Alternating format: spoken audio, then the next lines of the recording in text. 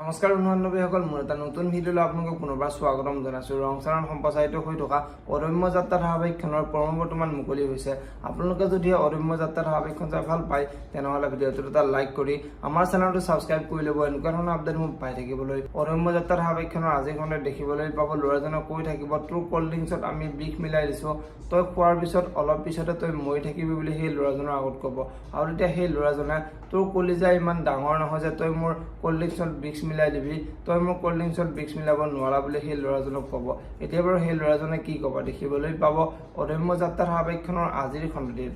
আনফালে আজিৰ খণ্ডটিত মানুহজনে সুধিব কিবা হ'ল নেকি বুলি, আৰু তেতিয়া সেই মানুহজনে একো হোৱা নাই, বন এতিয়ালৈকে ঘৰ আহি পোৱা নাই বাবে তাই বহুত চিন্তাত পৰিছে বুলি ক'ব। আৰু তেতিয়া সেই মানুহজনে, তই তাক বেছিকৈ অলপ শাসন কৰিছ নেকি, সেইবাবে সি এনেকুৱা হৈছে নেকি বুলি মিনতিৰ আগত ক'ব। এতিয়া বাৰু মিনতিয়ে কি ক'ব দেখিবলৈ পাব অদম্য যাত্ৰা ধাৰাবাহিকখনৰ আজিৰ খণ্ডটিত ল'ৰা কেইজনমানে বনক জবৰদস্তি কৰি বিয়াৰ খুৱাই দিয়া দেখিবলৈ পাব। যদিহে আপোনালোকে অদম্য যাত্ৰা ধাৰাবাহিকখন চাই ভাল পায় তেনেহ'লে ভিডিঅ'টোত এটা লাইক কৰি আমাৰ চেনেলটো ছাবস্ক্ৰাইব কৰি ল'ব। এনেকুৱা ধৰণৰ আপডেট মোক পাই থাকিবলৈ। ধন্যবাদ।